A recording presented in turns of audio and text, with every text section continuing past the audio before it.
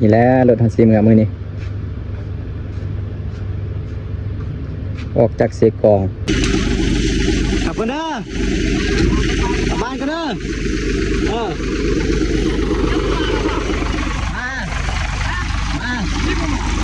สักมือ10 มื้อ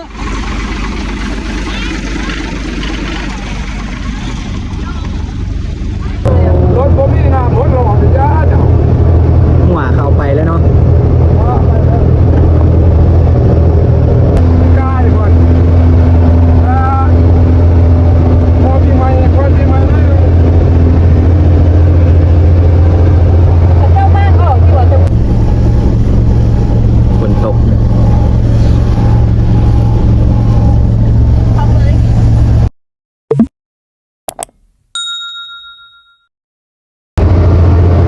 ข้างเขาตายทำไม โอ้โอ้ยเป็นอย่างน้อพี่น้องเลยรถเก๋งโอ้โหเนาะทางตัดไม้เนาะ คนนี้ว้าวเองคนมันเป็นคนขนาดนี้ว้าวคนนี้เขาพันแล้วล่ะ ตามโพด มองนี่ถึงที่ว่าซ้ำอยู่ โอ้ถึงดินมาสักนี่ ไอ้คนนี้เงินจ้างเขาแบบเขาจ้าล่ะ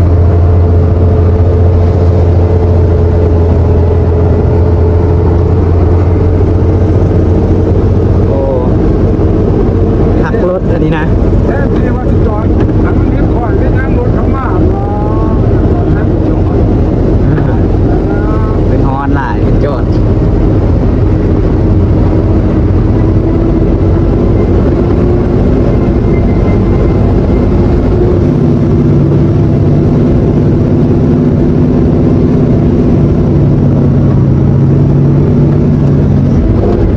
สั่นเติมเนาะคอยนี่กันเนาะ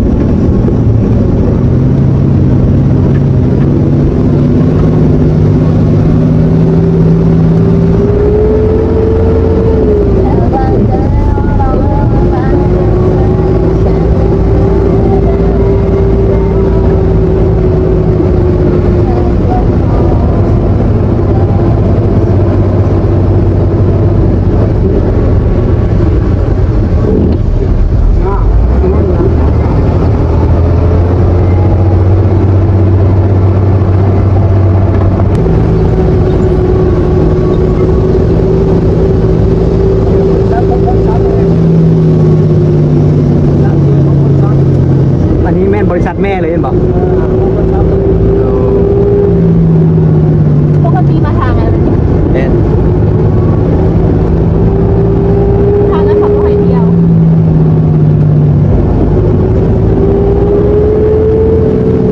ยังขับรถเดียวอะทาง อ่ะบริษัทเอาเฮ็ดเอาลูกปิดเอาอันนี้เอาไม้เดียว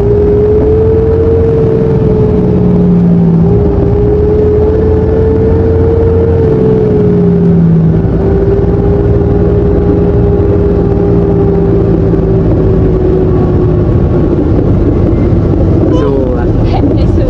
มาบ้านมาบ้าน ประมาณ กลับบ้านก่อนเย็นเย็นเชี่ยวเฮ็ดเรียกกรรมกรอยู่นำเด้สู้ไปเป็นทหารนะมาได้เนาะบ่ เห็นได้ มาได้เนาะมาพักสงสัยพักรถดิออกจากกรรมกรนี่นะไปเข้าทหารเด้หมออันเป็นนั่นเป็นประดงมานะ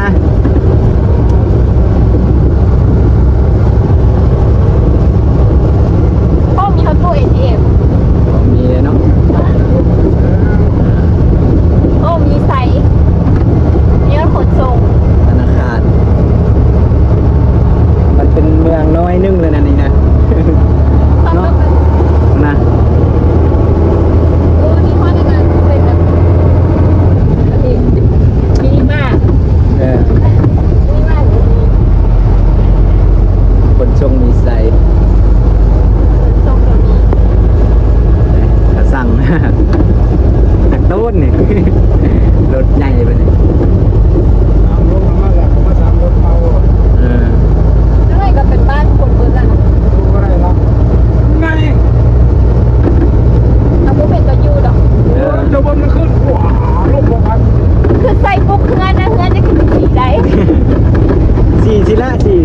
สี่กี่เท่านี่แหละ ใส่สี่แต่ก็เป็นสี่นี่แหละเบิด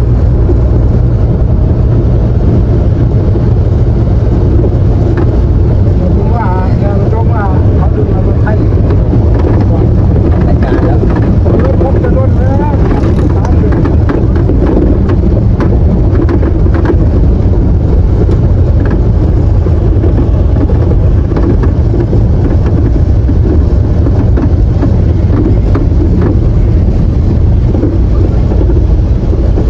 เป็นตรวจ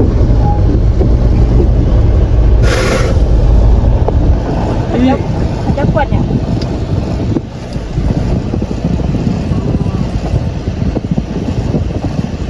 กี่ปีวะ เขาเสียเขา โอ้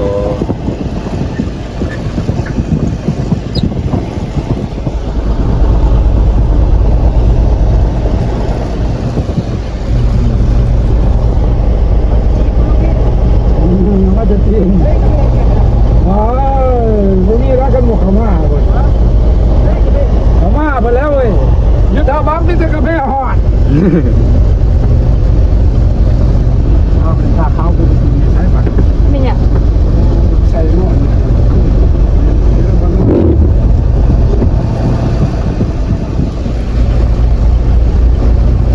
ถ้าผู้เฒ่านะ บาทเก็บเงิน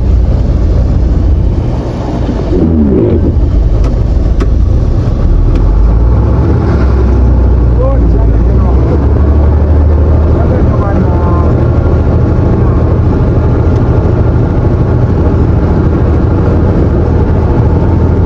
ไปผ่าน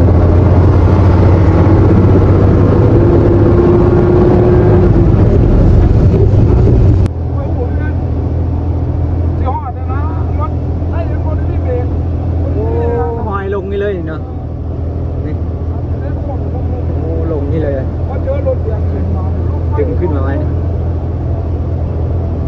ไว้เจือนลงเลย หัวมันลงเลยอ่ะ รถผมมีน้ำรถหล่อจ้าเจ้า หัวเข้าไปแล้วเนาะ โคตรคุณอยู่บนรอดอ่ะ นี่เลย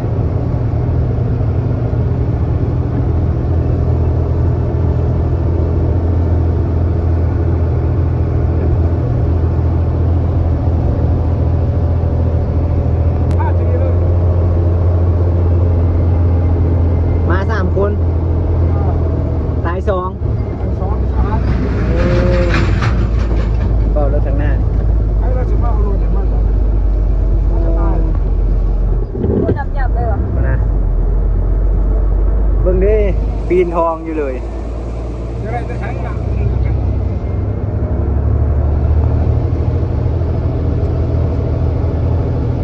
โอ้เห็นเดี๋ยวคุณปีนขับแผล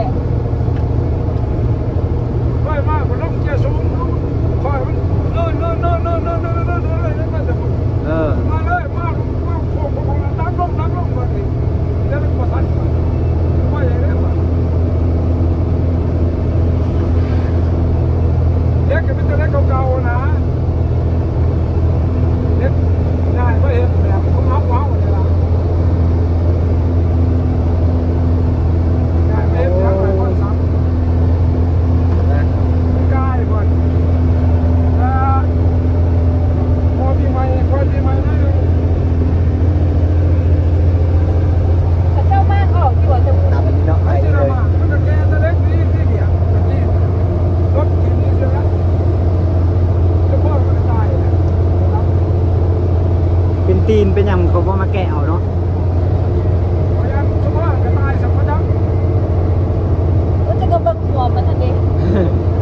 พอปีใหม่ประมาณ10 ปลายนะพอปีใหม่เขาก็มาแก่สิมั้งว่าจะต้องมีป่วยว่าจะมี2นี่ลี่เลยครับโอ้ เอ็กซ์ยายรถทางแบบทาง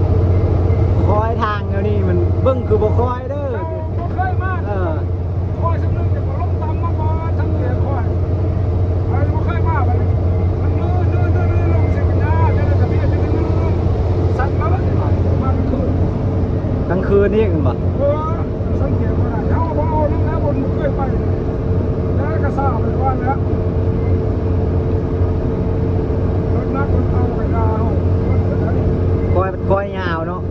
สั้นอยู่เนาะแต่มันยาวเนาะมัน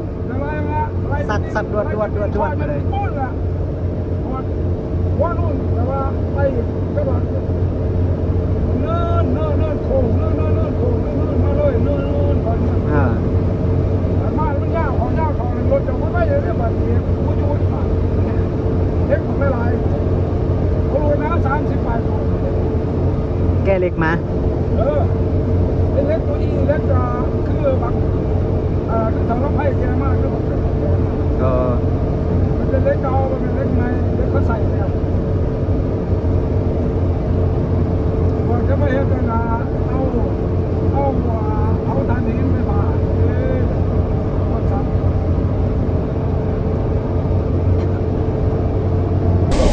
ครับไก่ชิฮอตตะโอ้ยล่ะแต่กี่ค่ำเสร็จน้องมือนี่เหงื่อก็ขอเหงื่อจอดเติมน้ำอยู่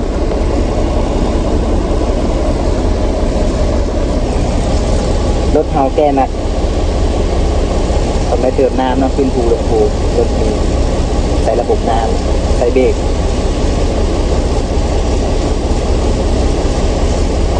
ฮอน2 โมงปลายละเป็นอะไรกันครับเลยเส้นทางยังยาวไกลสุดยอดเวียงจันทน์โอ้ยเดินทางปลอดภัยเด้อ ต้องนึ่งเลย บอกพี่เลยบอก ไม่ได้โอนสมัยครับรัฐบาลไม่ได้โอนสมัยแก๊งสารวัตรเพราะว่าตัวโอนไปชุดสมัยจะทางชุดตัวโอนตัวโอนไปชุดตัวสมัยเนาะการพัฒนามันหลายสมัย มันเป็นโอ้ ไปโอนครับแก๊งสารวัตร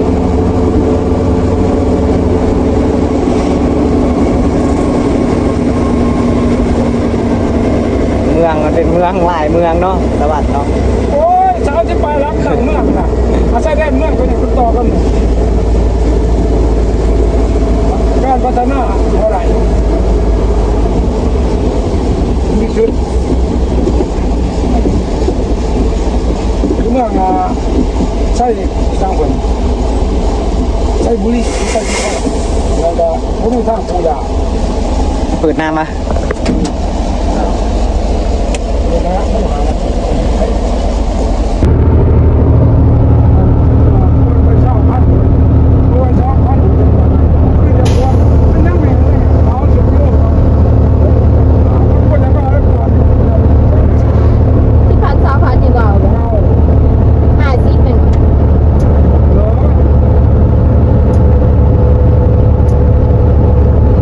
แล้วเพิ่งเสียค่าผ่านทางนี่แบบมันนายกระจายเหรอ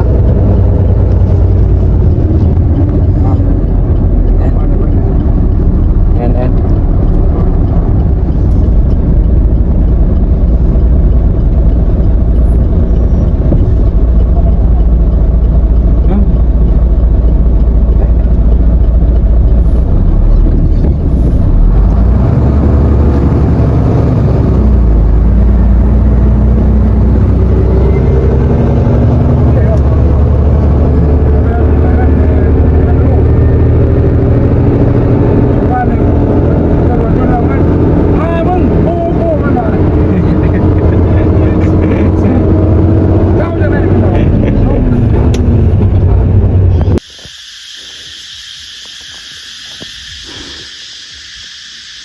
ขับรถ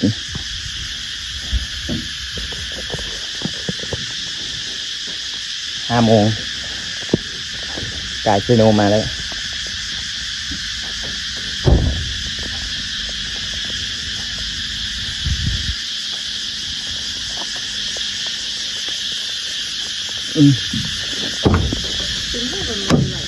เอาเนาะ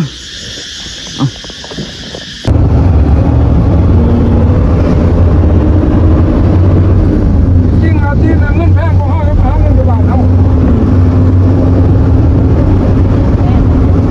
ฮอดทักแขกแล้วฝนตก เพิ่งปิ้งเป็นแทน